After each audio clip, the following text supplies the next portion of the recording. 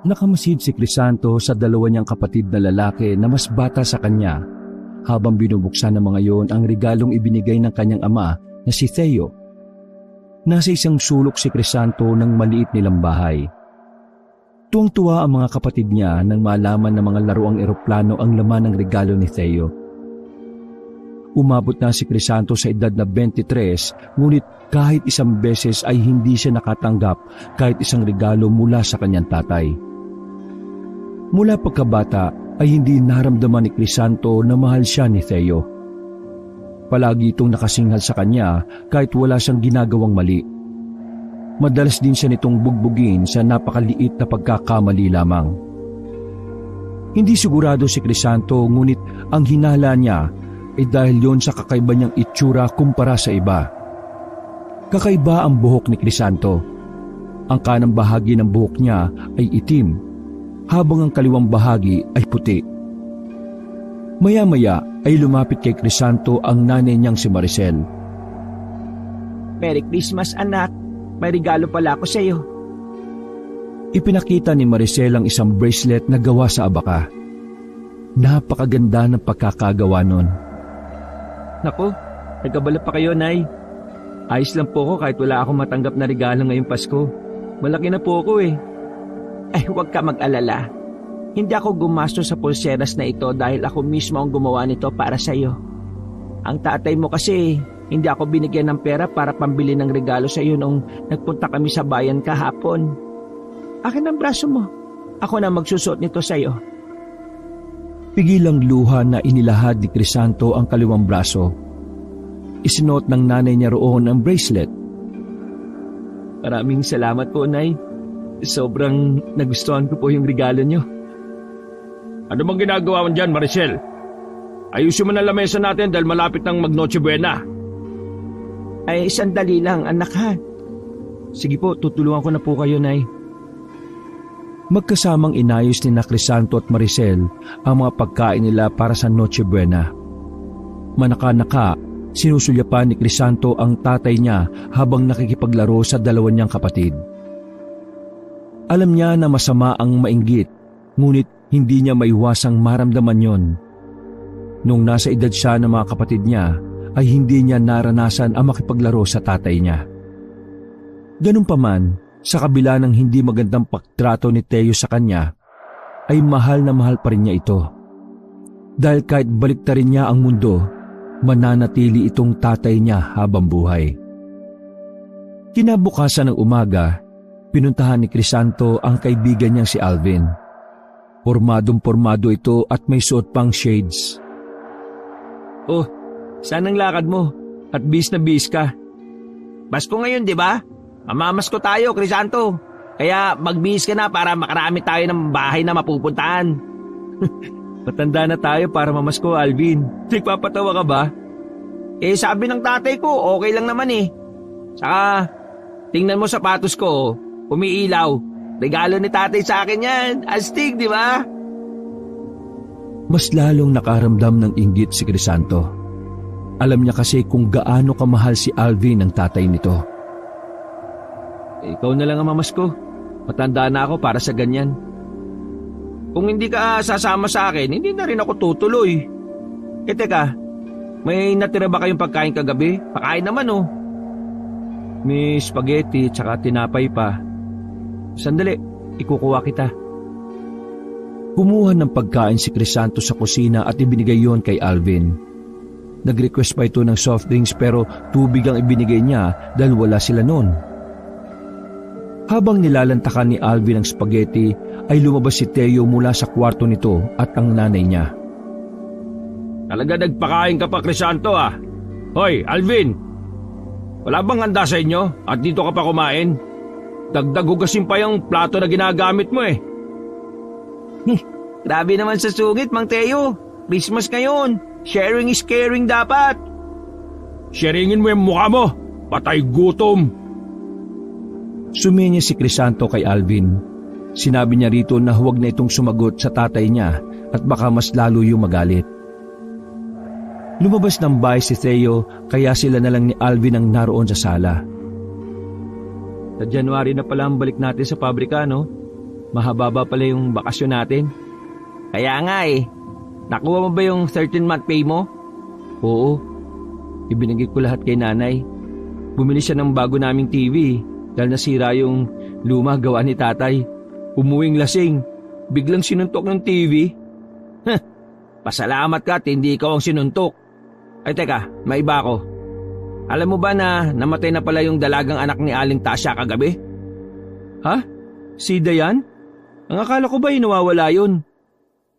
Bigla na lang daw bumalik nung isang araw eh. Tapos hinangina. Nagkasakit tapos biglang namatay. Sayang, liligawan ko pa naman sana si Dayan eh. Kasi feeling ko may gusto sa akin yun eh. Kaso nalaman ba nila kung saan nagpunta si Dayan? Ilang araw siyang nawala, di ba? Walang nakakaalam eh. Pero narinig ko na magpapatawag ng albularyo si Aling Tasha.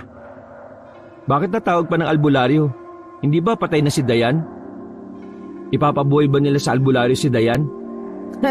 Grabe imagination mo, bro. Hindi bubuhayin si Dayan. Mahinala kasi sila Aling Tasha na gabunan ang kumuha kay Dayan.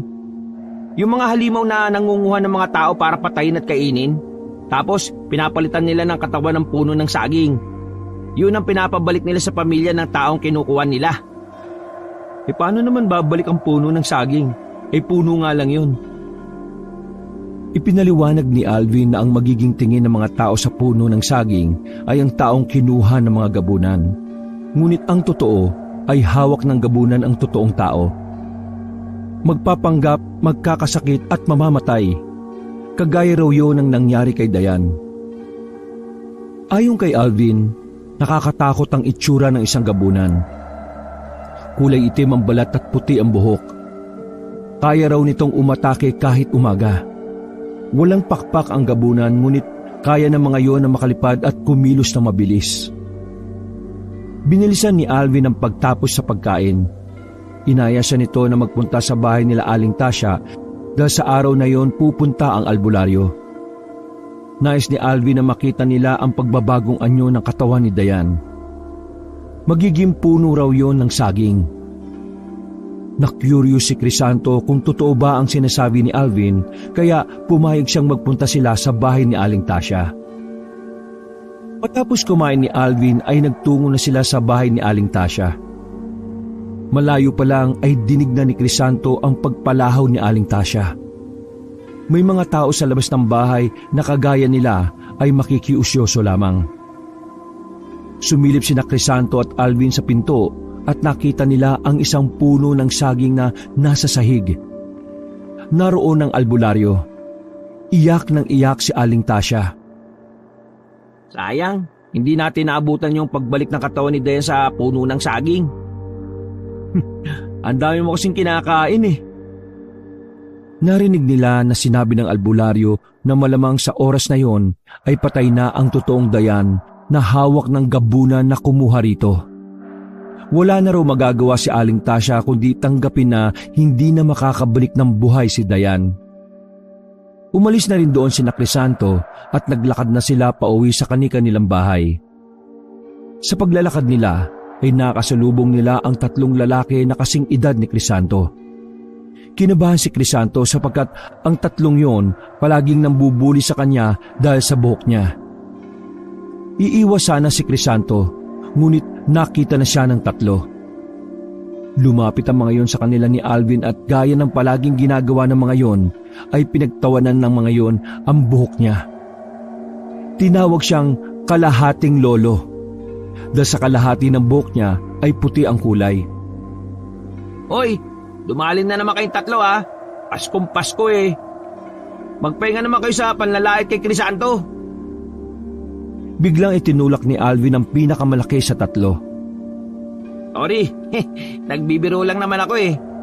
Dahan-dahan lang kasi bago ang sapatos ko, baka matapakan nyo. Tinawanan at nilait muli ng tatlo si Crisanto. Hindi niya pinansin ang mga sinasabi ng mga yon at nagpatuloy lang sila ni Alvin sa paglalakad hanggang sa tuluyan na silang makalayong tatlo. Grabe talaga sa'yo yung tatlong yun, no? Mga mukha namang kurimaw. Bakit ba kasi hindi mo sutukin ng tig-tatlo yung tatlong yun eh? E di mas lalo silang matutuwa kapag nilabanan ko sila. Yun ang gusto nila kaya hindi ko binibigay. Isa pa, sanay na ako sa kanila. Itumbo ko lang naman ang nakikita nilang kapintasan sa akin eh. Pero, bakit kaya ganyan ang buhok mo, no? Kakaiba. Hindi ko rin alam eh. Kahit ang nanay ko, hindi alam ang dahilan. Pero ang astig nga ng buhok mo kakaiba. Angat ka sa lahat. Minsan nga, naiisip kong gayahin yung buhok mo, Crisanto eh. Pero ibang kulay. Siguro dilaw sa kanan tapos asol sa kabila. E di, nagmukha kang parot. Natawa si Alvin sa sinabi niya. Naghiwalay na sila nang makarating na si Alvin sa bahay nito. Habang mag-isang naglalakad si Crisanto at hindi pa rin mawala sa isip niya ang tungkol sa gabunan. Hindi niya alam kung bakit labis na napukaw ng gabunan ang atensyon niya. Na-curious siya kung totoo nga ba na meron ganoong klase ng mga nilalang na nabubuhay sa mundo kasama ng mga tao. Pagdating ni Crisanto sa bahay, ay naabutan niyang nagbabanlaw na si Maricel ng mga nilaban nitong damit sa gilid ng kanilang bahay. Naroon kasi ang poso nila. Tutulungan ko na po kayo, Nay. Paskong Pasko pero naglalaba kayo. Ay nako, wag na. Kaya ko na ito. Ikaw ay magpahinga. Sulitin mo ang mga araw na wala kang trabaho. Ayos lang po, Nay. Nainip kasi ako eh.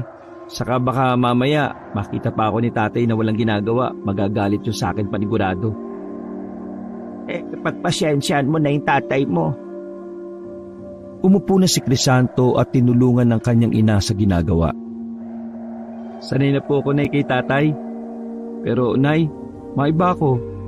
Meron pala akong itatanong sa inyo. Baka kasi alam niyo ang sagot eh. Ano ba yan? Tungkol saan? Alam niyo po ba yung gabunan? Totoo ba sila? Biglang naubo na parang nasamid si Maricel. Hinaplos-haplos nito ang dibdib. Kukuha sana siya ng tubig para rito ngunit ayon dito ay ayos na ito. Bakit mo naitanong ang tungkol sa mga gabunan? Naikwento lang kasi sa akin ni Alvin yung tungkol sa kanila. Sa kasi Dayan, yung ilang araw na nawawala na anak ni Aling Tasya, bumalik na pala pero biglang nagkasakit at namatay. May albularyo na pumunta sa bahay nila ngayon. Naging katawan ng puno ng saging si Dayan, Nay. Huwag kang nagpapaniwala sa mga ganyang bagay. Sa Diyos ka lang maniwala, Crisanto. Hindi totoo ang gabunan o iba pang nilalang kagaya ng aswang. Ewan ko, Nay, pero para sa akin, totoo sila eh. Iyan lang ba itatanong mo? Kung wala na kunin mo na sa loob yung mga hangin at sipit para makapagsampay na ako. May napansin si Crisanto sa nanay niya noong tinanong niya yon tungkol sa mga gabunan. Tila namutla si Maricel at nabubulol sa pagsasalita. Sa mata nito ay parang meron itong naisabihin pero hindi nito magawang isatinig. Kaya simula ng araw na yon, inisip ni Crisanto na nais niyang makakita ng gabunan. Gusto niyang malaman kung totoo ba ang mga ganong uri ng nilalang. Isang gabi, habang naghahaponan sina Crisanto, ay napansin niya na wala ang kanyang tatay. Bakit wala si tatay, Nay? Nasaan siya? Inaya ng ninong Albert mo na mag-inom. Kaninang tanghali pa nga wala Kung ganun, tirahan na lang natin ng pagkain si tatay. Baka kumain yun pag uwi niya mamaya. Wag na. Sigurado kung busog yun pag uwi. Tutulog na kagad yun mamaya. Kung gusto mo pa ng ulam kumuha ka pa ha. Ubusin mo na yan kaysa sa mapanis. Sinunod ni Crisanto ang sinabi ni Maricel. Paborito niya ang ulam nila na ginataang pritong isda na may halong pechay kaya napasarap ang kain niya. Si Crisanto na rin ang naghugas ng pinagkainan nila matapos nilang kumain. Sa gitna ng pagtulog ni Crisanto ng gabing yon, ay nagising siya sa pagbukas ng pinto ng kanilang bahay. Bumukas ang ilaw at nakita niya si Theo na pasuray-suray na nagpunta sa kusina. Sa sala siya natutulog at hindi siya kasama ng pamilya niya sa nag-iisang kwarto sa bahay na yon. Kapag lasing ang tatay niya, ay hindi niya kinakausap o nilalapitan. Mas mainit ang dugo nito kapag nakakainom yon. Kaya mas minabuti ni Crisanto ang magkunwaring tulog. Narinig ni Crisanto ang pagbubukas ni Theo ng mga kaldero sa kusina. Maricel! Maricel! Bakit wala ng pagkain? Nagugutom ako! Humahangos na lumabas si Maricel sa kwarto. Ay, pasensya ka na. Inubos na namin ang ulam kanina. Ang akala kasi namin hindi ka nakakain pag uwi mo. Inuman ang pinuntahan ko, hindi birthday yan. Hoy Maricel, ganito na ba sa bahay na ito ngayon? Inuubusan nyo ng pagkain ng nagtatrabaho at nagbibigay ng pera sa inyo? Aray ko, Theo, nasasaktan ako. Nang marinig yun ni Crisanto ay iminulat niya ang kanyang mga mata. Nakita niya na mahigpit na hawak ni Theo si Maricel sa braso. Natakot siya na baka saktan ng tatay niya ang kanyang nanay, kaya agad siyang tumayo at lumapit sa dalawa. Tay, nasasaktan po si nanay. Kung gusto niyo po, maghanap ako ng pagkain sa labas. Huwag kang makialam dito, ha? Crisanto, ayos lang ako. Sige na, bumalik ka na sa pagtulog. Ang totoo po niyan, ako pong umubos ng ulam. Pinigilan pa ako ni nanay na huwag ubusin kasi sabi niya baka kakain kayo pag uwi niyo. Pero hindi ako nakinig. Paborito ko po kasi yung ulam kanina, tay. Crisanto, ano ba sinasabi mo? Binitiwan ni Theo si Maricel at siya na ang hinarap nito. Dinuro pa siya nito sa muka. Ay, hindi porke nagtatrabaho ka, may karapatan ka ng ubusan ako ng pagkain, Crisanto. Ano ba, Theo? Napakababaw na bagay. Bibili ako ng pagkain sa labas, tumahimik ka na. Abat, talagang pinagtatanggol mo pa itong anak mo, no? Sa bagay, kanino pa ba ito magmamana kundi sa tatay nitong malamang busabos din ang tatay mo, Crisanto? Eyo, tumahimik ka na. Pero, ikaw pong tatay ko, di ba? Ako? Tatay mo? Ha! Tingnan mo nga yung itsura mo sa salamin at sabihin mo kung magkamukha tayo. Saka yung buhok mo, kanino ba naman na yan? Malamang sa lahi ng totoo mong tatay. Naluluhang napatingin si Crisanto kay Maricel. Nay, ano pong sinasabi ni tatay? Huwag kang makinig sa kanya. Lasing ang tatay mo at hindi niya alam ang Ikaw ang tumigil, Maricel. Matagal na ako nagtitis dito sa anak mo sa ibang lalaki. Ginastusan ko pa ito kasi mahal kita. Pero sa tuwing nakikita ko ito, naaalala ko na isang gabi ay may isang lalaking pinagsamantalahan ka at nagbunga pa ang ginawang yun ng lalaking yun sa'yo. Sabi ko naman kasi na ipalaglag mo na itong si Crisanto dati. Pero anong ginawa mo? Itinuloy mo pa rin. Itong Crisanto na to ang nagdadala ng kamalasan sa buhay natin. Natigalgal si Crisanto sa mga sinabi ni Theo. Lumuluhang tumingin siya kay Maricel na umiiyak na rin ng sandaling yon. Nay, ano ba yung sinabi ni tatay? Dalawang magkasunod na tango ang naging sagot ni Maricel. Pakiramdam ni Crisanto ay pinagbagsakan siya ng langit at lupa. Parang bombang sumabog sa harapan niya ang katotohanan. Doon niya napagtanto na kaya pala hindi niya naramdaman na mahal siya ni Theo ay dahil hindi yun ang totoo niyang tatay. O ngayon, alam mo na ang totoo. Lumayas ka na rito, Crisanto. Hindi ko na kayang makita pa yung pagmumukha mo. Pero, tay, huwag mo akong matawag-tawag na tatay dahil hindi mo ako ama. Rapist ang tatay mo. Parang awa mo na, Theo. Huwag mong palisin ang anak ko. Matagal ako nagtiis. Hindi mo alam ang sakit na nararamdaman ko sa tuwing nakikita ko yung anak mo. Lumayas ka na, Crisanto. Bilisan mo bago pa magdilim ang baringin ko. Sa takot ni Crisanto na baka saktan siya ni Theo, ay tumakbo siya palabas ng bahay. Wala siyang dala na kahit na ano. Patuloy ang pag-agos sa mga luha niya. Napakabigat ng dibdib niya. Sobrang bilis ng mga pangyayari at dinala si Crisanto ng mga paa niya sa bahay ni na Alvin. Ito at ang tatay nito lamang ang nakatira doon. Ang nanay kasi ni Alvin ay nasa ibang bansa. Ang panganay nitong kapatid ay nagtatrabaho sa syudad. Nagtaka si Alvin at ang tatay nito kung bakit siya nandoon ng ganong oras at pugto pa ang mga mata niya. Ikinuwento niya sa dalawa ang nangyari at ayon sa tatay ni Alvin ay walang problema kung pansamantala ay doon muna tumuloy si Crisanto. Labis na nagpapasalamat si Crisanto sapagkat hindi niya talaga alam kung saan siya matutulog matapos siyang palayasin ni Theo. Sa kwarto ni Alvin natulog si Crisanto. Magkatabi sila ng kaibigan niya sa papag. Habang humihilik si Alvin sa tabi niya, ay gising na gising ang diwa niya. Pilit niyang pinoproseso ang nangyari. Binalikan ng utak niya ang mga tagpo kung saan pinagmamalupitan siya ni Theo. May dahilan naman pala kung bakit ganoon ang pakikitungo nun sa kanya.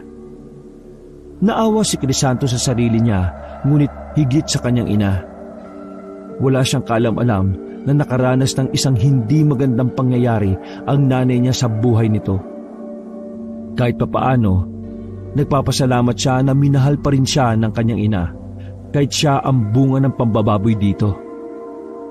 Napakalaking bagay para sa kanya na binuhay pa rin siya nito sa kabila ng lahat. Pagsapit ng umaga, paglabas ni Crisanto ng kwarto ni Alvin ay nakita niya si Maricel na kausap ang tatay ni Alvin sa sala. Nasasabik na sinugod nila ng mahigpit na yakap ang isa't isa. Paano niyo po nalaman na nandito ko? Saan ka ba pupunta? Si Alvin lang naman ang kaibigan mo. Susundin niyo po ba ako, Nay? Nagbago na po bang isip ni tatay? Pasensya ka na anak.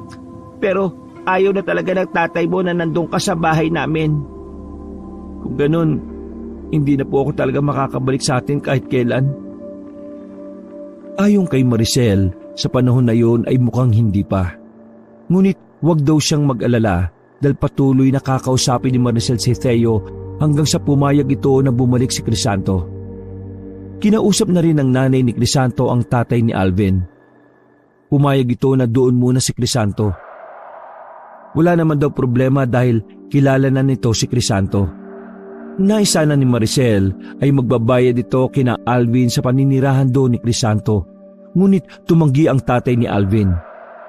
Kaya napakalaki ng naging pasasalamat ni Crisanto at Maricel kina Alvin at sa tatay nito. Nang araw na yon, dinala na ni Maricel ang mga gamit ni Crisanto sa bahay ni Alvin. Masakit man na hindi na niya kasama sa bahay ang kanyang ina, ay kailangan niyang magtiis upang makaiwas sa gulo. Kung si Crisanto ang masusunod, mas gusto niya na sa bahay nila manirahan. Kahit para sa nanay na lang niya, pero dahil sa ayaw ni Theo na nandun siya, ay alam niya na hindi tama na magkasama sila sa iisang bubong. Nagdasal na lamang siya na maliwanagan ng isip ni Theo at payagan na siya nitong bumalik sa bahay nila. Nagpatuloy si Crisanto sa buhay niya. Kahit paano ay naiibsa ng lungkot niya dahil inaaliw siya ni Alvin at ng tatay nito. Pakiramdam nga niya ay anak na rin ang turing sa kanya ng tatay ni Alvin. Isang umaga habang nag-aalmusal si Crisanto ay nabanggit na naman ni Alvin ang tungkol sa gabunan. Alam niyo ba, may nawala na naman dito sa atin, si Mang Celso, yung may taniman ng talong sa may dulo. Ha? Paano raw nawala? Nag-aani lang daw ng talong ng tanghaling tapat tapos biglang nawala. Ang sabi ng iba, gabunan daw ang kumuha kay Mang Celso. Paano gabunan? Ang sabi mo, tanghali nang mawala. Nakalimutan mo na ba yung sinabi ko sa'yo? Kahit umaga o anong oras ay umaatake ang mga gabunan. Basta may makita silang pagkakataon, kukunin ka nila. Nagbigay ng paalala ang tatay ni Alvin sa kanila. Palagi raw silang mag-iingat na dalawa, lalo na't kung minsan ay gabi na sila umuwi mula sa trabaho. Mas mabangis at malupit daw ang mga gabunan kumpara sa ibang aswang. Mas malakas din daw ang mga gabunan. Wala raw awa ang mga yon. May takot na naramdaman si Crisanto. Kung totoong gabunan ang kumuha kay Mang Celso, ibig sabihin ay pangalawang kaso na yon na may kinuha ang gabunan sa kanilang lugar. Hindi malabo na masundan pa yon ng ilang beses. Muling bumalik sa utak ni Crisanto ang tungkol sa gabunan. Habang break time niya sa trabaho ay nakatulala siya sa kantin. May bala ka bang kainin yung pagkain mo, Crisanto? Kung wala, akin na lang. Kakainin ko to. May iniisip lang ako eh. Ano ba yun? Si Mang Teo ba? Nako, huwag ka munang umasa na pababalikin ka nun sa bahay nyo. Hindi yun ang iniisip ko. Si Mang Celso at yung gabunan. Oh, anong tungkol sa kanila? Iniisip ko lang kung buhay pa ba si Mang Celso. Yan ang hindi ko alam. Pero sigurado ako, kapag bumalik si Mang Celso, hindi yun ang totoong Mang Celso. Katawan na lang yun ng puno ng saging. Kinalibutan si Crisanto sa sinabing yun ni Alvin. Hindi niya lubos maisip kung papaanong nagagawang palitan ng mga gabunan ang isang tao ng puno ng saging. Para sa kanya, isa yung malaking misteryo na gusto niyang tuklasin ang kasagutan. Isang gabi, mag-isang naglalakad si Crisanto pauwi mula sa trabaho.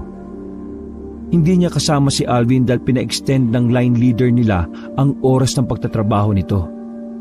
Kulang kasi sila sa tao. Tahimik ang kapaligiran. Wala ng tao sa labas dahil halos 11:00 na ng gabi. Maya-maya, narinig ni Crisanto ang pagtatahulan ng mga aso sa kung saan. Kinabahan siya at ang unang pumasok sa isip niya ay baka gabunan ng dahilan ng pagkakagulo ng mga aso. Tatakbo na sana siya para mabilis siyang makauwi sa bahay nila Alvin, ngunit natigilan siya nang may narinig siyang sigaw ng lalaki na humihingi ng tulong. Agad na tinungo ni Crisanto ang pinanggalingan ng sigaw at dinala siya sa isang matalahib na lugar. Napasigaw siya sa gulat nang mula sa makapal na talahib ay lumabas ang isang lalaki na nahihirapang maglakad. Laking gulat ni Crisanto nang malaman niyang si Mang Celso ang lalaking yun. Mang Celso, buti nakabalik kayo. Teka, ikaw ba ang tunay na Mang Celso? O isa kang puno ng saging? Puro paghingi ng tulong lamang ang naririnig ni Crisanto kay Mang Celso. Naawa na siya kaya tinulungan niya itong makauwi sa bahay nito. Hindi makapaniwala ang pamilya ni Mang Celso. Nagpasalamat ang mga yon kay Crisanto. Habang naglalakad siya pauwi, ay nag-alala siya dahil nagkaroon siya ng hinala na baka hindi yun ang totoong Mang Celso. Ikinuwento kagad ni Crisanto kay Alvin ang pagkikita nila ni Mang Celso. Nang makauwi ang kaibigan niya mula sa trabaho, pumusta si Alvin na ilang araw lang ay papanaw si Mang Celso dahil ang totoong Mang Celso ay hawak na ng gabunan. Hindi nagkamali si Alvin. Makalipas ang ilang araw, kumalat sa lugar nila na bigla na lang nagkasakit si Mang Celso at namatay. Alam mo ba, Crisanto? Ayaw ng pamilya ni Mang Celso na ipatingin sa albularyo ang katawan ni Mang Celso eh. Oh, bakit daw? Hindi ba dapat gawin nila yon para malaman nila kung pinalitan nyo ng gabunan? Tanggap na raw nila na wala na si Mang Celso. Kapag daw kasi nalaman nila na puno ng saging ang pinaglalamayan nila, mahirapan sila makamove on. Ay, grabe na talaga yung nangyayari sa lugar natin, Alvin.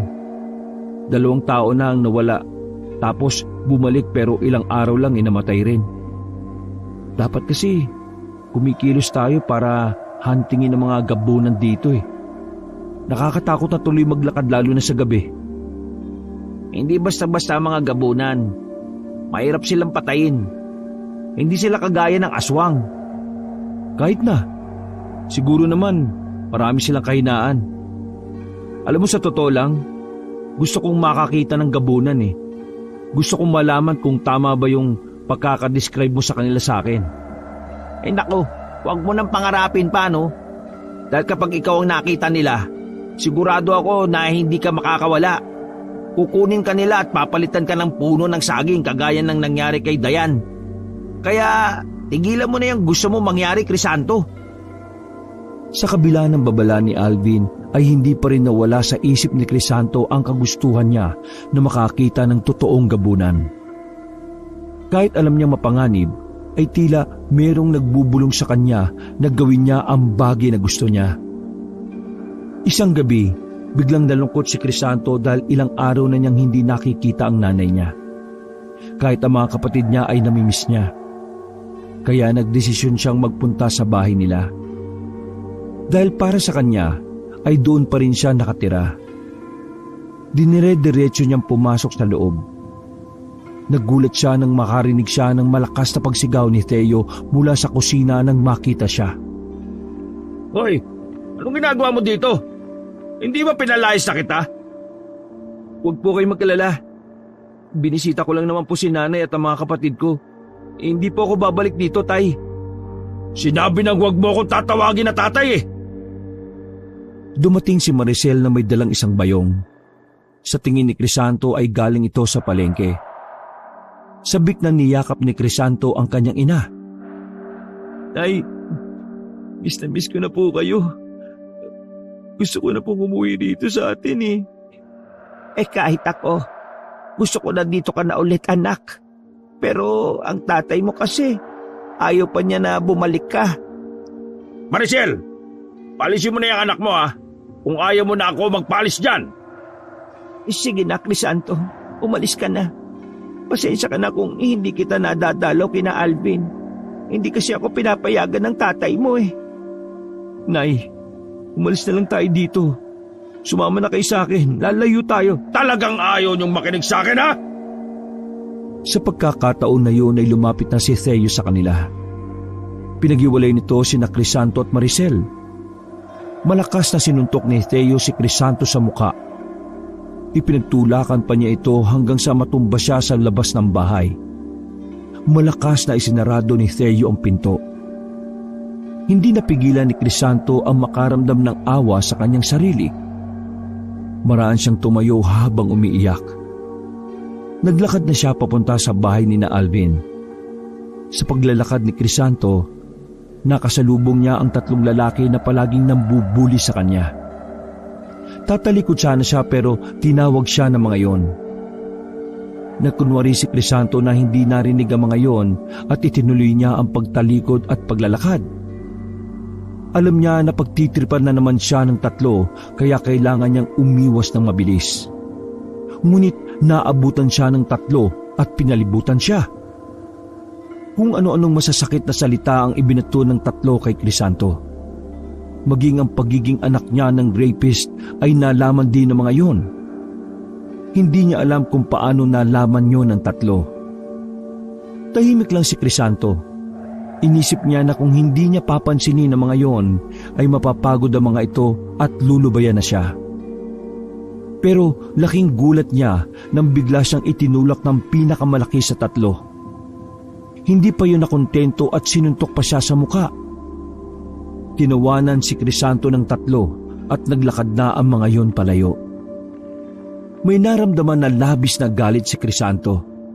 Hindi niya alam pero pakiramdam niya ay naging isa siyang mabangis na hayop. Hinabol niya ang tatlo at pinuntirya niya ang sumuntok sa kanya. Mataas na tumalon si Crisanto. Bumagsak siya sa likod ng lalaking nasa gitna. Sumigaw siya ng malakas at sinakmal ang balikat ng lalaki.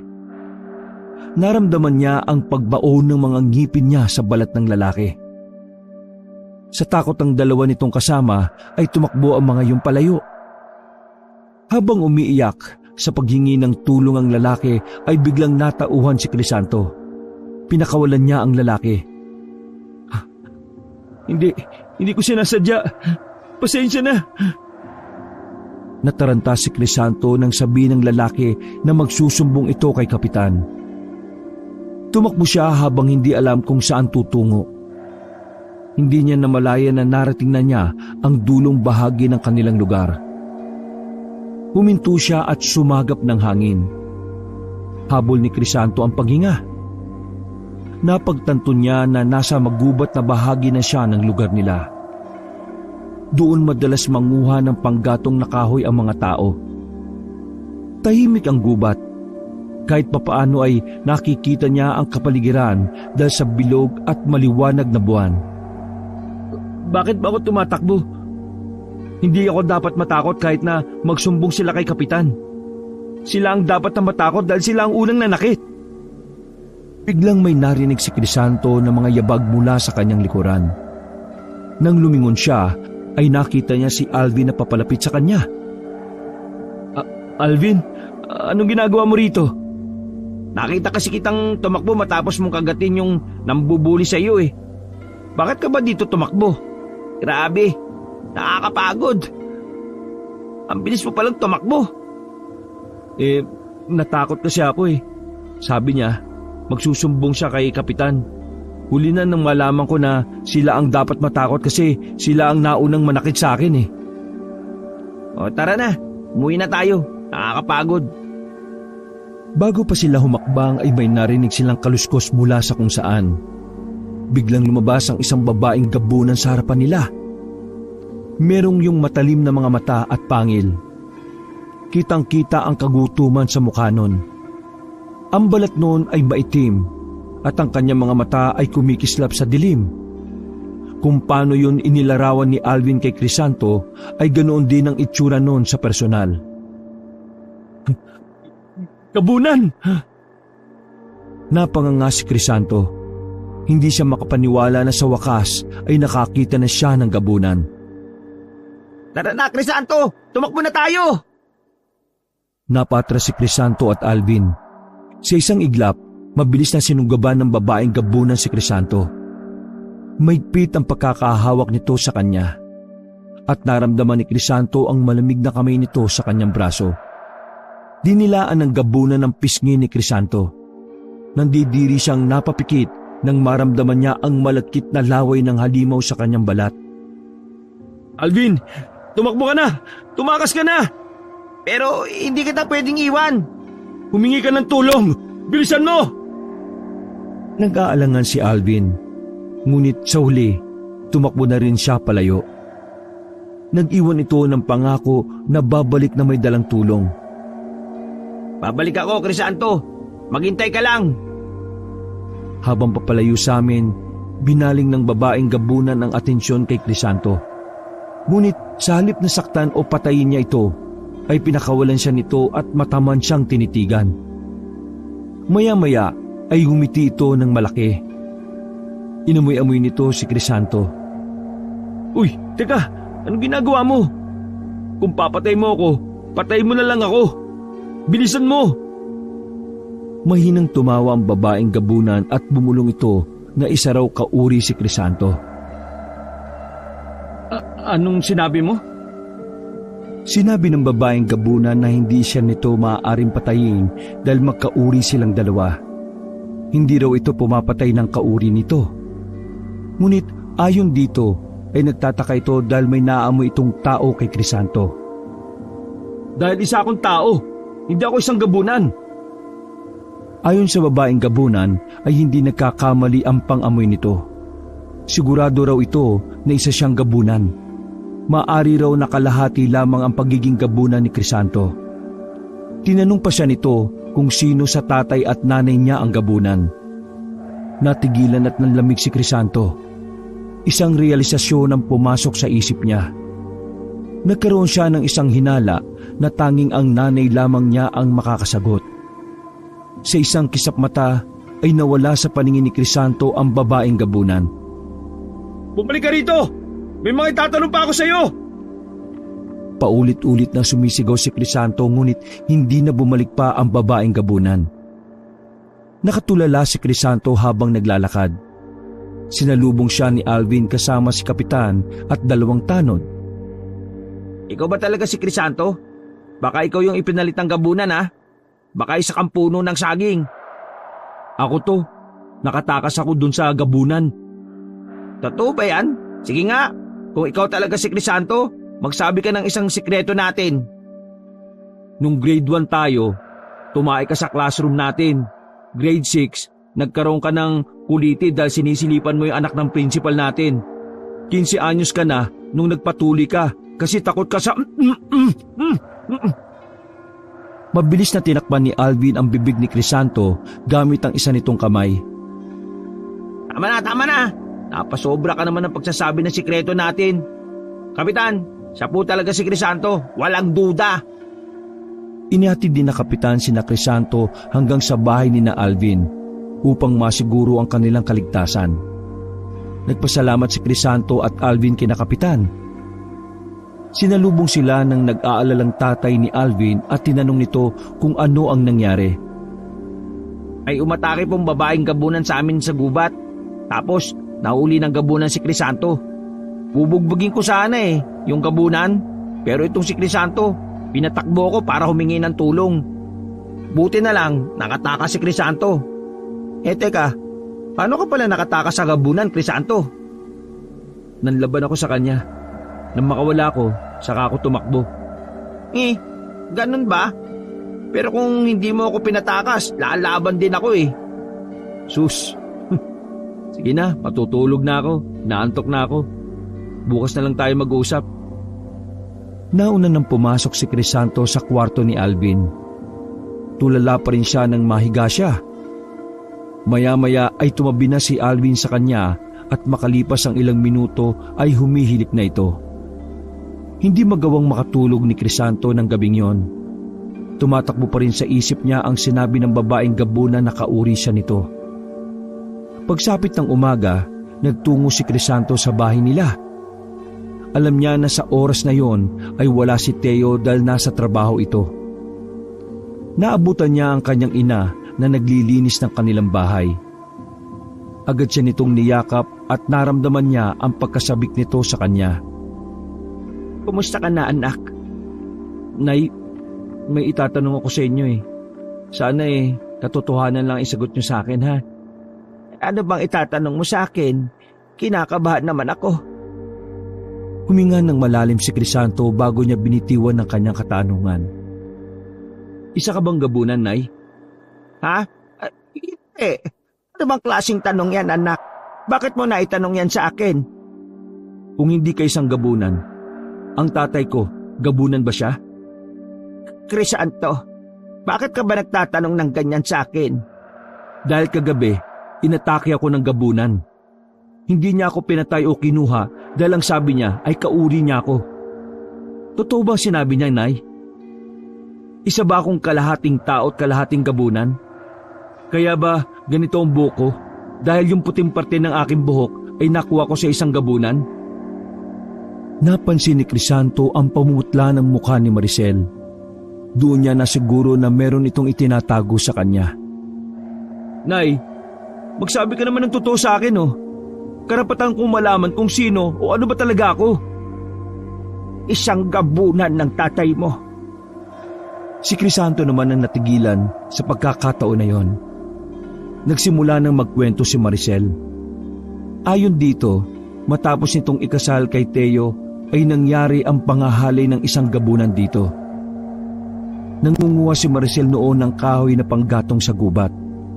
Isang lalaking gabunan ang biglang nagpakita rito. Sinubukan ni Maricel na tumakas ngunit masyadong mabilis ang lalaking gabunan. Nahalina ang lalaking gabunan kay Maricel at doon na nangyari ang pangahalay. Hinayaan na makatakas ng gabunan si Maricel. Alam ni Theo na nahalay si Maricel ngunit hindi nito ipinaalam na isang gabunan ang gumawa nun. Dahil sa takot nito, nahiwalayan siya ni Theo. Hindi inaasahan ni Maricel na magbubunga ang pangahalay ng gabunan. Doon na nito ipinanganak si Crisanto. Igam sa luha si Crisanto nang matapos ang kwento ni Maricel. Hindi niya akalain na isang gabunan ng kanyang ama.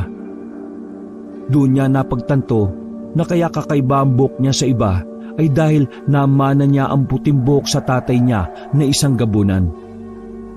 Ang tatay ko, nasaan po siya?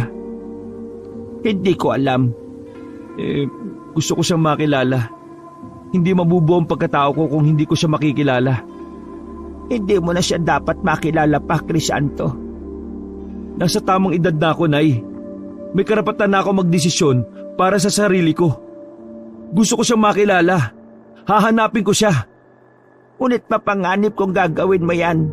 Hindi natin alam kung ano ang pwede niyang gawin sa iyo. Anak niya ako. Hindi niya ako sasaktan. Matagal na ako naghahanap ng pagmamahal ng isang tunay na ama. Baka sa kanya ko yun matagpuan. Nakiusap si Maricel kay Crisanto na wag na niyang hanapin ang tatay niyang gabunan. Pero sa sandaling yon ay desidido na siyang makilala ang totoo niyang ama.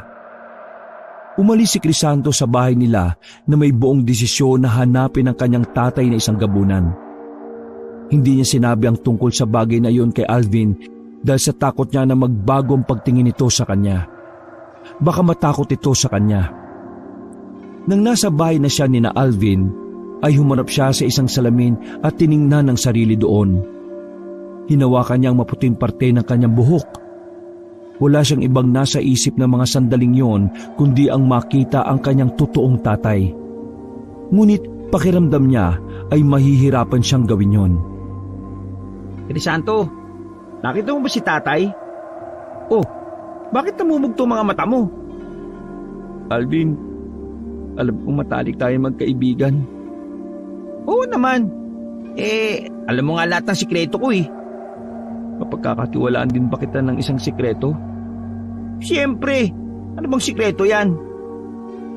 Isa akong gabunan. Hindi agad nakapag-react si Alvin. Nakatitig lang ito kay Crisanto. Ako rin, may sikreto ako. Ano yun? Isa akong tik-tik. At ginaya ni Alvin ang huni ng isang tiktik. Ikinampay pa nito ang mga kamay na kunwari ay mga pakpak niya ito. Hindi, seryoso ko. Hindi ako nagbibiro, Alvin. Santo, ano bang sinasabi mong isa kang kabunan? Dahil ba sa kulay puti ang kalahati ng buhok mo? Ano ba tinira mo? Nakasinghot ka ba ng katol? O nakainom ka ng expired na gatas? Sa pagkakataon na yun ay inamin na ni Crisanto kay Alvin ang totoong naganap nung umalis ito sa gubat habang muntik na siyang atakihin ng babaeng gabunan. Maging ang naging pag-uusap nila ng nanay niya at ang pag-amin nito sa katotohanan ay sinabi niya kay Alvin. Sandali lang, Crisanto. Masyado kong nabigla sa mga sinabi mo sumakit ang ulo ko. Parang gusto kong himatayin. Mamaya ka na himatayin. Kailangan ko ng tulong mo, Alvin. Gusto kong hanapin ang tatay ko. Ha? Para saan pa? Saka baka mamaya kapag nagkita kayo, patayin ka niya. Hindi niya gagawin yun. Anak niya ako eh. Okay. Sabihin na natin hindi ka nga niya sasaktan. Pero ano bang tulong na may bibigay ko sa'yo? Mamayang gabi, aalis ako. Pupunta ako sa gubat. Ang gusto ko, kapag ginanap ako ng nanay ko dito sa inyo, ang sabihin mo nagpunta lang ako sa syudad. Lituhin mo siya. Yun lang ba? Walang problema. Pero mamayang gabi ka na talaga aalis. Hindi ba masyado mabilis? Dapat meron kang magandang plano niyan. Wala na akong panahon para magplano pa. Basta ipangako mo sa akin na hindi mo sasabihin sa nanay ko na hinahanap ko yung tatay kong gabunan, ha? Oo, sige, promise. Hindi ko sasabihin. Naniniwala si Crisanto na kailangan niyang makitang muli ang babaeng gabunan upang kahit papaano ay magkaroon siya ng pag-asa na makita ang kanyang totoong tatay. Alam niya rin na maaring sa sandaling yon ay pigilan siya ni Maricel kaya naisipan niyang umalis na sa bahay ni na Alvin. Pasimpleng inimpake ni Crisanto ang damit niya sa isang maliit na bag. Itinago niya muna yon sa ilalim ng papag. Kinagabihan, habang mahimbing ang tulog ni Alvin, ay pasimple siyang lumabas at nagtungo sa magubat na bahagi ng kanilang lugar. May dala siyang flashlight upang mas maging madali ang paglalakad niya sa madilim na gubat. Nang nasa gitna na siya noon, ay sumigaw siya. Babaeng gabunan! Naririnig mo ba ako? Magpakita ka sa akin! Paulit-ulit yung isinisigaw ni Crisanto habang naglalakad. Inabot na siya ng halos 1 oras ngunit walang senyalis na merong gabunan sa paligid. Hindi pa rin sumusuko si Crisanto. Patuloy siya sa paglalakad at pagsigaw. Hanggang sa natigilan siya. May narinig siyang kaluskos na papalapit sa kanyang kinaroroonan. Pinakiramdaman niya ang paligid. Sa tingin niya ay sa likod niya nang gagaling ang kaluskos. Agad siyang lumingon sa likod at itinutok niya roon ang flashlight. Nagulat siya nang makita niya si Alvin. Itinakip ni Alvin ang isa nitong kamay sa muka dahil sa pagkasilaw sa liwanag ng flashlight. Malalaki ang hakbang na lumapit si Crisanto sa kaibigan. Alvin, anong ginagawa mo rito? Sinundan kita. Hindi kita pwedeng pabayaan, no? Magkaibigan tayo. Hindi ka ba nag-iisip? Tao ka. Ikaw ang binibiktima ng mga gabunan. Baka kung anong gawin nila sa'yo. Andiyan ka naman eh. Protektahan mo na lang ako. Saka mukhang okay to. Parang adventure. Ay nako, bumalik ka na sa bahay nyo. Hindi kita pwedeng isama. Ha? Ang layo-layo na ng nilakad ko. Hindi ko na nga alam ang daan pabalik eh. Saka, hindi mo ba nakita tong bag sa likod ko? Ready na ako oh. Iatid kita sa bukana ng gubat para makauwi ka na. Hindi pa ba nakakaakbang si Crisanto na may maramdaman siyang kakaibang presensya sa paligid? Nakataas sa mga balahibo sa kanyang braso. Pakiramdam niya ay may mga matang nakamasid sa kanya. Luminga siya sa paligid habang tinatanglawan ng flashlight ang bawat parte ng gubat. Bakit? Anong nangyayari, Crisanto? Tumahimik ka. Parang may kakaiba sa paligid. Di mo ba nararamdaman? Wala akong ibang nararamdaman kundi naiihi ako. Sandali lang, iihi lang ako ng mabilis. Sasabog na yung pantog ko eh. Pumesto ng pag-ihi si Alvin sa harap ng isang malaking puno. Habang si Crisanto ay patuloy sa paglinga sa paligid, pilit niyang hinahanap ang nilalang na nakamasid sa kanila. Maya-maya ay nagsalita si Alvin habang umiihi. Crisanto, ano tong pumapatak sa ulo ko mula sa itaas ng puno? Balakit na parang ewan. Nakatingala si Alvin. Hindi nito makita kung anong nasa itaas ng puno dahil madilim sa bahaging yon. Dahan-dahan na tinanglawa ni Crisanto ang itaas ng puno. Nagulat sila Alvin nang may nakita silang lalaking gabunan na nakaupo sa matabang sanga. Ang malakit na sinasabi ni Alvin ay mula sa laway ng gabunan. Nahintatakotang napatakbo si Alvin papunta kay Crisanto at nagtago ito sa likuran niya. Tumalo ng gabunan sa harapan nila. May takot na naramdaman si Crisanto. Ngunit pilit niya yung pinaglalabanan. Ang babaeng gabunan sana ang naisang makaharap pero ibang gabunan ang nakita niya ng gabing yon. Malaki ang katawan ng gabunan na yon. Habang nakatingin siya sa gabunan, ay may kakaibang naramdaman si Crisanto. Hindi niya yon maipaliwanag kung takot, kaba o saya. Huwag mo kami sasaktan. Kauri mo ako. Alam ko, naamoy ko ang dugo ng isang gabunan sa iyo. Ngunit nasa likod mo, alam kong isa siyang purong tao. Ibigay mo siya sa akin. Itinuro ng gabunan si Alvin na nanginginig na sa takot. Sabi ko na nga ba eh, dapat natulog na lang ako sa bahay eh. Hindi mo siya pwedeng kunin. Kaibigan ko siya. Nandito ako dahil hinahanap ko yung tatay ko na isang gabunan. Crisanto? Paano mo nalaman ang pangalan ko? Stalker mo siguro yan, Crisanto. Ako si Adlaw. Ako ang hinahanap mo, Crisanto. Ako ang tunay mong ama. Mula nang ipagbuntis ka ng iyong ina na si Maricel, lihim na kitang pinagmamasdan sa malayo. Nakita ko ang iyong paglaki. Mula sa pagiging sanggol hanggang sa maging isa kang ganap na binata. Sabi ko sa iyo eh, stalker mo eh. Tumahimik ka nga muna, Alvin. Nangilid ang mga luha ni Crisanto. Doon niya napagtanto na kaya meron siyang kakaibang nararamdaman sa gabunan na si Adlaw ay dahil yun ang kanyang ama. Sa kabila ng kahindik-hindik na anyo ni Adlaw, ay hindi nagdalawang isip si Crisanto na yakapin ito. Naramdaman niya ang init ng katawan ni Adlaw. Masaya ako na sinabi na sa iyo ni Maricel ang totoo. Ang buong akala ko habang buhay na lang kitang tatanawin sa malayo, Crisanto. Sobrang saya ko, Tay. Nakita na rin kita sa wakas. Patawarin mo ako kung hindi agad ako nagpakita sa iyo.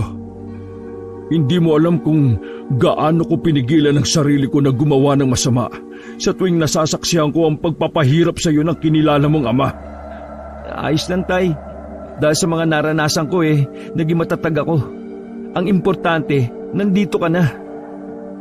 Kumala si Crisanto sa pagkakayakap kay Adlaw upang formal na ipakilala si Alvin. Nang tingnan niya si Alvin ay walang patid ang pag-agos ng luha at uhog nito. Sabi naman kayong dalawa, tinaig niyo pa ang teleserye, drama sa TV. Tay, siya pala si Alvin, kaibigan ko. Sa kanila ako nakatira ngayon, kasama ang tatay niya. Mabait sila sa akin kaya sana huwag niyo silang sasaktan. Hindi makapaniwala si Crisanto na kasama na niya ang totoo niyang tatay. Nagkaroon sila ng pagkakataon na mag-usap. Nalaman ni Crisanto kay Adlaw na nagkaroon ito ng pagtingin kay Maricel. Pagtingin na nauwi sa pagnanasa kaya hinalay nito ang kanyang ina. Alam ni Crisanto na mali ang ginawa ni Adlaw. Kahit hindi ito tao at hindi sakop ng batas ng tao ay mali pa rin yun.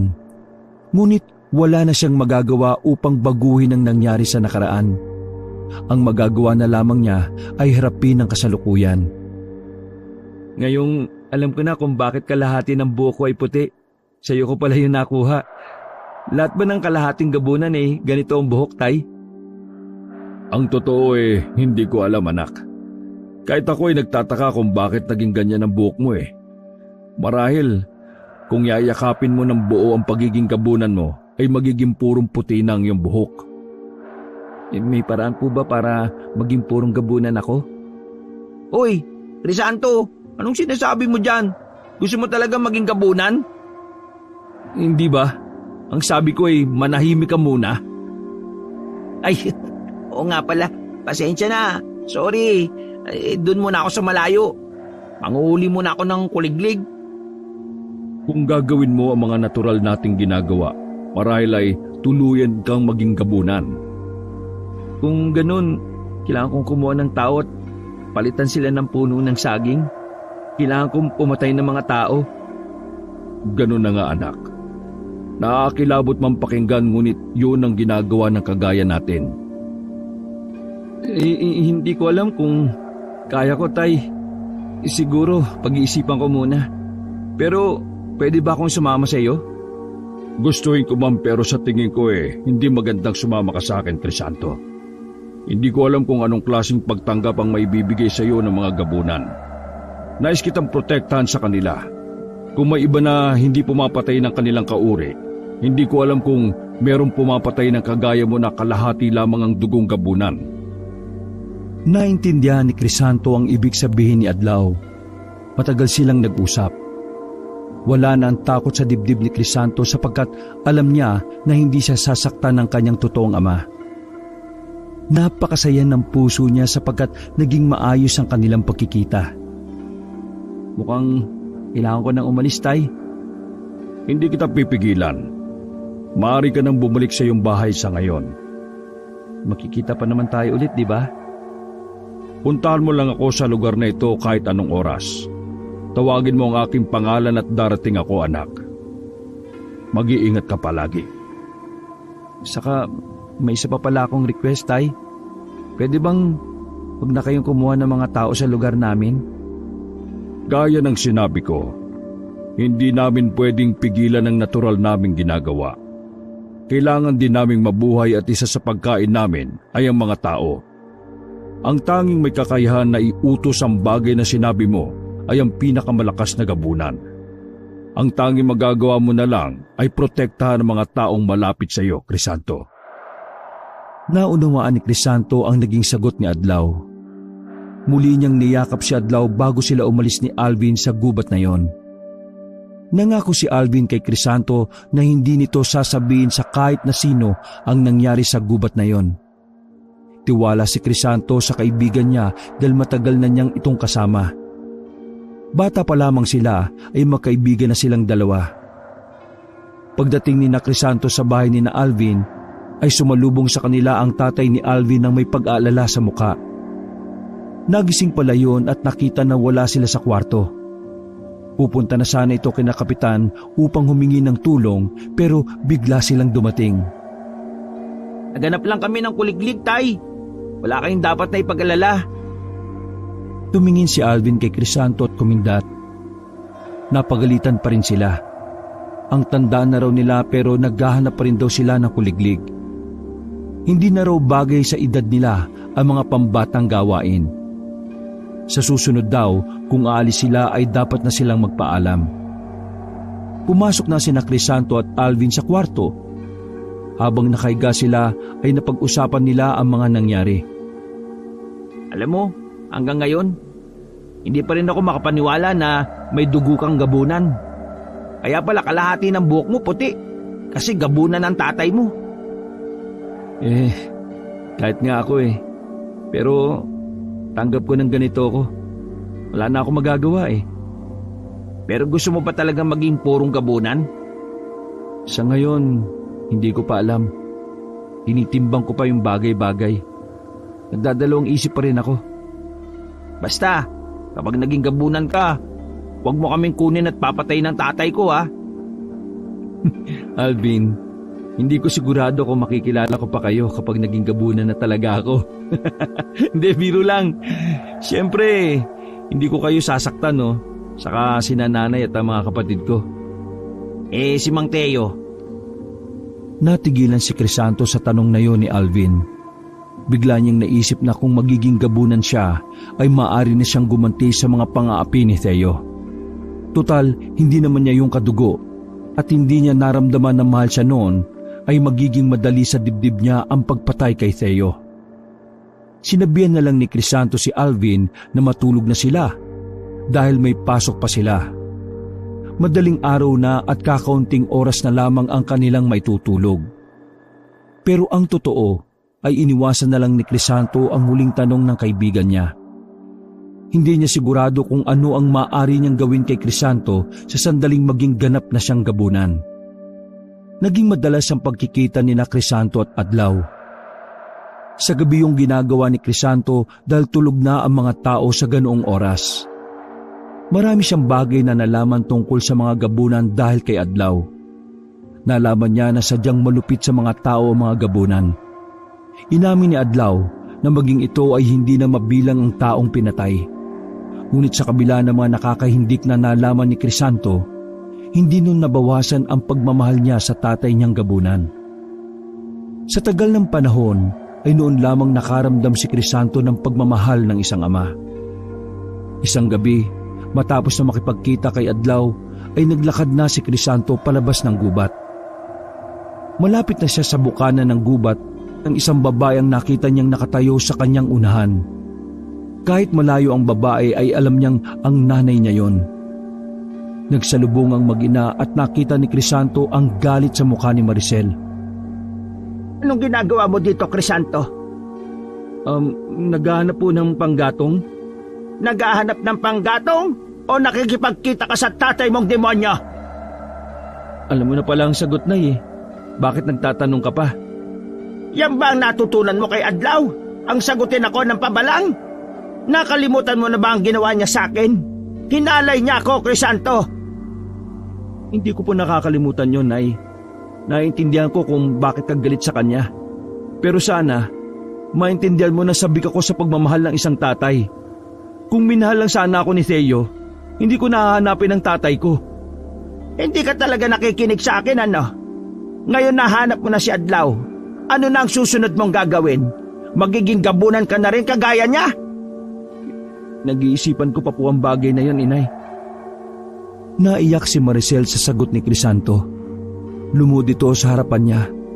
Mabilis na itinayo ni Crisanto ang kanyang ina. Anak, ikiusap ako sa iyo. Huwag mong gawin ito sa sarili mo. Hindi maganda ang pamumuhay na meron ng mga gabunan. Papatay ka ng mga inosenteng tao. Kung yun po ang nakatadhana sa akin, wala na akong magagawa. Hayaan niyo na lang ako sa gusto ko, Nay. Mula sa likod nila ay dumating si Adlaw. Naglakad ito palapit sa kanila. Malakas na sumigaw sa takot si Maricel kaya mahigpit itong niyakap ni Crisanto. Hindi ko na alam ang huling beses na nakita kita ng ganito kalapit, Maricel. Napakaganda mo pa rin. Ay nako, tigilan mo si Crisanto.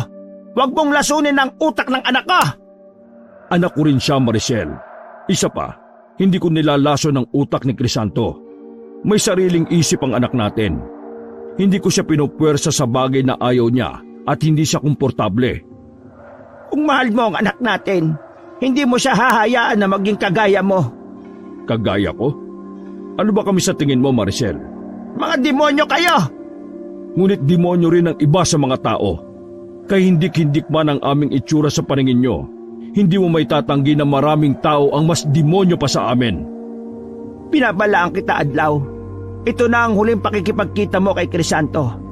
Hindi ako papayag na gawin mong gabunan ng anak ko. Crisanto! Tara na! Umuwi na tayo! Inayaan na lang ni Crisanto na hilahin siya ni Maricel palabas ng gubat. Nang makalis na sila roon, ay muling nakiusap ang nanay niya. Hati pa rin ang desisyon ni Crisanto kaya hindi niya masagot si Maricel sa tanong nito kung gusto niya ba talaga na maging isang ganap na gabunan. Isang gabi, masayang nagkukwentuhan sina Crisanto at Alvin. Ang tatay ni Alvin ay nanunood ng telebisyon. Maya-maya, dumating si Maricel at tumiling ito na makausap si Crisanto nang silang dalawa lang. Inaya muna ni Alvin ang tatay nito na lumabas upang mabigyan ng pagkakataon na makapag-usap sina Crisanto at Maricel. Kung nandito ka po para pigilan ako makipagkita sa tatay ko, nagsasayang ka lang ng oras, Nay. Hindi yan ang dahilan kung bakit ako nandito, Crisanto, anak. Kailangan ko ang tulong mo. Si Theo, nawawala. Nung isang gabi pa siya hindi umuuwi. Natatakot ako, anak. Bakit sa akin po kayo lumalapit? Hinakapitan kayo pumunta. Dahil may kutob ako na gabunan ng kumuha sa kanya. Baka pwede mong kausapin si Adlaw. Baka meron siyang kinalaman o ang iba niyang kauri. Porki nawawala, gabunan kagad ang sisisihin nyo. Pero sige, sabihin na natin gabunan nga ang dahilan kung bakit siya nawawala. Bakit ko siya tutulungan, Nay? Simula pa lang, hindi na magandang pakikitungo niya sa akin. Palagi niya ako minamaltrato. Alam ko naman yon, Crisanto. Alam kong hindi naging mabuti si Theo sa'yo. Pero kailangan natin siyang tulungan. Siya pa rin ang asawa ko. Ama pa rin siya ng mga kapatid mo. Sa ibang tao ka na lang humingi ng tulong, Nay. Pakiusap, anak. Ikaw lang ang makakatulong sa akin. Parang awa mo na. Alisin mo muna ang galit sa puso mo. Hindi ko kayang wala si Theo sa buhay namin ng mga kapatid mo. May luhang naglanda sa magkabilang pisngi ni Maricel. Napabuntong hininga si Crisanto. Nakita niya ang pag-aalala at takot sa mga mata ng kanyang ina. Bagamat galit siya kay Theo, alam niyang kailangan niyang tulungan ng kanyang ina sa pagkakataon na yon. Sige po, susubukan ko kausapin si tatay. Gagawin ko ito para sa'yo at hindi para kay Theo. Pero hindi ko may papangako na maililigtas ko si Theo kung sakaling gabunan nga ang kumuha sa kanya. Maraming salamat, anak. Maraming salamat. Tanging si Alvin lamang ang pinagsabihan ni Crisanto sa naging pag-uusap nila ng kanyang ina. Gusto niyang malaman kung ano ang opinyon ng kaibigan niya tungkol sa bagay na yon. Nako, pabayaan mo na yung Theo na yon. Ang sama kasi ng ugali nun lalo na sa'yo. Sa totoo lang, kung ako masusunod, hindi ko natutulungan si Theo Kaya lang, naawa ako sa nanay ko. Alam kong mahal na mahal niya si Theo. Yun naman pala di tulungan mo na lang siya. Ang ikinatatakot ko, kung gabunan nga ang kumuha kay Theo. Baka wala akong magagawa para iligtas siya. Kilala mo mga gabunan, kapag may kinuha silang tao, wala nang nakakauwi ng buhay. Tama ka dyan. Ang kailangan ni Aling Maricel himala. Alam ni Crisanto na sa oras na yon ay kailangan siya ng kanyang ina. Kaya umuwi muna siya sa bahay nila upang bigyan ito ng suporta. Isang gabi, nagulat silang lahat nang biglang umuwi si Theo. Tulala ito at wala sa sarili. Hindi nakakausap at mukhang nangihina. Tumawag agad si Maricel ng albularyo. Unang tingin pa lang ng albularyo kay Theo ay nasabi nito na hindi yun ang totoong Theo. Hawak daw ng gabunan ng totoong asawa ni Maricel.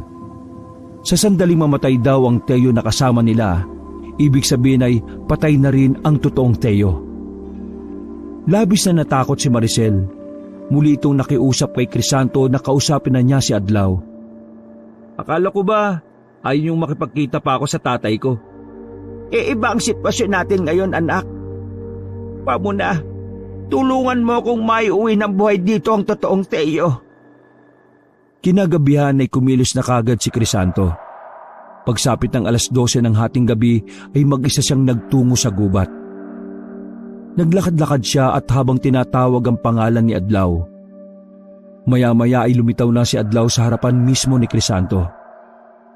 Mabuti at ikaw mismo ang tumawag sa akin, Crisanto. Ang buong akala ko sinunod mo ang sinabi ng iyong ina. May sarili po akong isip, Tay. Gagawin ko kung anong gusto ko, kahit tutol pa ang sarili kong nanay. Mabuti yan. Dapat ay marunong kang magdesisyon para sa iyong sarili. Tay, ang totoo, kaya ako nandito meron akong kailangang itanong sa inyo. Nawawala kasi si Theo tapos bumalik siya. Ang sabi ng albularyo hindi yun ang totoong Theo. Kaya alam namin ni nanay na isang gabunan ang kumuha kay Theo. Nais mo bang itanong sa akin kung ako ang kumuha sa iyong amain? Opo, Tay. O baka ibang gabunan. Baka pwede mo akong tulungan. Hindi ko ito ginagawa para kay Theo pero kundi para sa nanay ko. Hindi agad nagsalita si Adlaw. Nakatitig ito sa mga mata ni Crisanto. Bago ko sagutin ang tanong mo, sumama ka muna sa akin, anak. Meron akong regalo para sa iyo. Regalo? Anong klaseng regalo? Sumama ka sa akin. Sigurado ako na magugustuhan mo yon. Walang pagdadalawang isip na sumama si Crisanto kay Adlaw. Ilang oras silang naglakad hanggang sa huminto sila sa harapan ng isang kuweba. Tinanong ni Crisanto si Adlaw kung nasaan na ang regalo nito. Inutusan siya ni Adlaw na mauna nang pumasok sa kuweba at makikita nito ang tinutukoy nitong regalo. Gamit ang dalang flashlight ay pumasok si Crisanto sa kuweba. Matapos ang 2 minutong paglalakad ay nagimbal siya nang makita niya si Theo na patayong nakatali sa isang malaking bato. Nangihina ito at sugatan. Sumunod na si Adlaw sa kanya. Tumingin si Theo kay Crisanto habang may pagmamakaawa sa muka. Siya ang regalo mo sa akin, Tay. Kinuha ko siya para sa iyo, anak. Alam kong matagal mo nang nais magiganti sa pagmamalupit niya. Ito ang pagkakataon mo. Patay mo siya, Crisanto. Maawa ka sa akin, Crisanto. Huwag mo akong patayin. Hindi makapagsalita si Crisanto. Sa sandaling yon ay nagtatalo ang awa at galit niya. Kung nais mong maging ganap na gabunan, kailangan mong pumatay ng isang tao. At maganda na si Theo ang una mong maging biktima. Yun ang paraan upang matanggap ka ng ibang gabunan. Yun din ang pagkakataon mo makaganti sa lahat ng ginawa niyang kasamaan sa iyo. Nanaig ang galit ni Crisanto nang maalala niya ang lahat ng pagmamulupit ni Theo sa kanya noon. Tinitigan niya si Theo. Kinuha ni Adlaw ang kamay ni Crisanto at inabot nito ang isang kakaibang patalim. Patay mo na siya kung nais mong maging ganap na gabunan, anak. Ito na ang pagkakataon ko, Theo. Lahat ng sakit, lahat ng hirap na dinanas ko sa iyo, magbabayad ka na. Crisanto, awa ka. Patawarin mo ako. Gusto ko pang mabuhay. Pinagsisisihan ko lahat ng nagawa ko sa iyo. Habang umiikpit ang pagkakahawak ni Crisanto sa patalim, ay bigla niyang nakita ang imahe ng kanyang ina na umiiyak at nagmamakaawa sa kanya. Naisip niya na kapag pinatay niya si Theo, ay magiging ganap siyang gabunan at kailangan niyang iwanan ang buhay niya bilang isang tao. Kasama na roon ang pagtalikod niya sa mga taong simula pagkabata ay kasama na niya. Napaluha si Crisanto habang nakatitig kay Theo. Ang galit sa mukha niya ay unti-unting naglaho. Huwag mo nang patagalin, Crisanto. Patunayan mo sa akin na kaya mong gawin ang ginagawa ng isang gabunan. Hindi ko kaya, Tay. Hindi ko siya kayang patayin. Hindi ko kayang maging tulad ninyo. Sandaling natigilan si Adlaw. Sigurado ka ba sa desisyon mong yan, anak? Sigurado na ako, Tay. Hindi ko kayang iwanan ng mga taong matagal ko nang nakasama kapag naging gabunan ako. Si Nanay, si Alvin, at ang mga kapatid ko. Mahal na mahal ko sila. Naiintindihan ko. Hindi kita pipilitin. Gaya ng sinabi ko sa iyong ina, hahayaan kitang magdesisyon sa sarili mong buhay. Pero tandaan mo, Crisanto, ang pagiging gabunan ay hindi mo matatakasan. Nasa dugo mo na ito.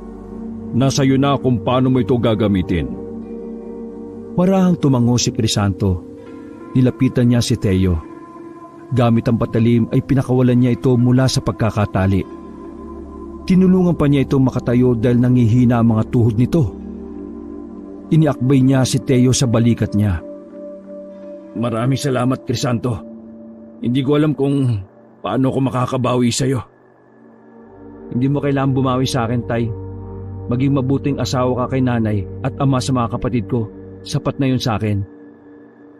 Magkasamang lumabas si Crisanto at Theo mula sa kuweba habang nakamasid sa kanila si Adlaw. Naiwan si Adlaw sa madilim na kuweba at tahimik na tinanggap ang desisyon ni Crisanto. Naiyak sa labis na tuwa si Maricel na makita nito sina Crisanto at Theo. Hindi ito makapaniwala na nagawang maiuwi ni Crisanto si Theo ng buhay. Sa hindi maipaliwanag na pangyayari, biglang naging puno ng saging ang peking Theo na noon ay natutulog sa kwarto. Abot langit ang pasasalamat ni Maricel kay Crisanto. Humihingi ako ng tawad sa iyo, Crisanto. Alam ko, hindi ako naging mabuting ama sa iyo. Masyado kong nagpadala sa galit ko sa humalay sa nanay mo eh. Pati ikaw na walang alam sa nangyari dinamay ko. Napakabuti ng puso mo. May dugo kang gabunan pero dinaig mo pa ako na isang purong tao. Magpasalamat po kayo kay nanay at sa mga kapatid ko. Sila ang iniisip ko, kaya hindi ko kayo pinatay. Isa lang sana ang hinihiling ko sa inyo. Sana manatiling sikreto ang lahat ng nalaman ninyo. Kahit yun na lang ang gawin nyo, pabor na yun sa akin. Bilang pagtanaw ng utang na loob, nangako si Theo kay Crisanto na dadalhin nito ang sikreto ni Crisanto hanggang hukay. Makalipas ang ilang buwan, umalis si Crisanto sa lugar nila upang magtrabaho sa syudad. Doon ay mas pinalad siya sa kanyang trabaho. Nakilala niya rin ang babaeng nagpatibok ng puso niya at nagpakasal sila. Agad na nagbunga ang kanilang pagmamahalan ng isang malusog na anak na lalaki. Pagkalipas ng isang taon ay bumalik si Crisanto sa kanilang lugar kasama ang kanyang asawa at ang kanilang anak na 1 taong gulang. Nakangiti siya habang lumalakad papunta sa bahay nila. Nasa labas si Maricel at naiiyak ito na makita siya at ang asawa at ang anak niya. Sinalubong siya ni Maricel ng isang mahigpit na yakap. Salamat sa Diyos at bumalik ka, anak. Kumusta po kayo, inay? Ayos lang ako, anak. Ikaw, kumusta ka? Ayos lang din po ako. Eto na ba ang apo ko? Diyos ko, napakagwapo. Kinarga ni Maricel ang anak ni Crisanto na si Christian. Napansin niya na hinalugkog ng nanay niya ang buhok ng kanyang anak. Huwag ka mag-alala, Nay. Wala siyang puting buhok kagaya ko. Si Tatay Teo nga pala. Wala siyang puting buhok kagaya ko. Ay teka, si Tatay Teo nga pala. Ayun, nasa trabaho pa. Mamaya pang dating niya. Sigurado ako na matutuwa rin niya na nandito ka. Habang nag-uusap sila sa labas ay dumating si Alvin at nakita nito si Crisanto. Nasasabik na tumakbo si Alvin kay Crisanto. Sabik siya nitong niyakap. Hindi ka malaw ah. Maraming ginagawa sa trabaho eh. Oh, kumusta na ang lahat dito sa atin? Ayos naman. Parang dati pa rin. Pero mas masaya kapag nandito ka. Matapos makapagpahinga, ay nagtungo si Crisanto sa gubat kasama ang kanyang anak upang bisitahin ang kanyang ama na si Adlaw. Alam niyang sa kabila ng lahat, bahagi pa rin ng buhay niya si Adlaw. Sa kagubatan, nakita niya si Adlaw na nakatayo sa tabi ng isang puno na tila alam na darating siya ng mga sandaling yon. Maligayang pagbabalik, Crisanto. Pumunta ako dito para ipakita sa inyo yung bagong bahagi ng ating pamilya. Ito po ang anak ko, Tay. Ang apo nyo, si Christian. Maingat na kinarga ni Adlaw si Christian na natutulog ng mahimbing. Baka sa mukha ni Adlaw ang labis na kasiyahan. Pakiramdam ko ikaw ang karga ko ngayon na hindi ko nagawa noong sanggol ka pa lang. Maraming salamat at ipinaranas mo ito sa akin, anak. Naiyak si Crisanto nang maramdaman niya ang kasiyahan ng kanyang amang gabunan. Biglang nagising si Christian at tinitigan nito ang mukha ni Adlaw. O kunin mo na siya, Crisanto. Baka matakot ang bata sa akin. Inilayo ni Adlaw ang mukha nito sa sanggol. Ngunit imbis na umiyak si Christian, ay humagikik ito habang pilit na inaabot ang mukha ni Adlaw. Sa tingin ko hindi siya natatakot sa iyo, Tay. Tingnan mo, gusto ko niya hawakan. Hindi makapaniwala si Adlaw. Unti-unti nitong inilapit ang mukha sa maliit na kamay ni Christian. Hanggang sa paulit-ulit na hinaplos nito ang pisngi ng lolo nito na isang gabunan. Nakangiting pinagmasdan ni Crisanto si Adlaw at Christian.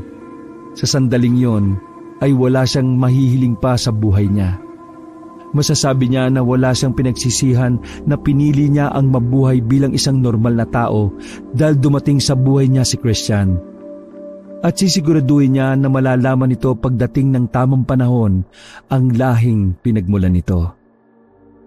Wakas,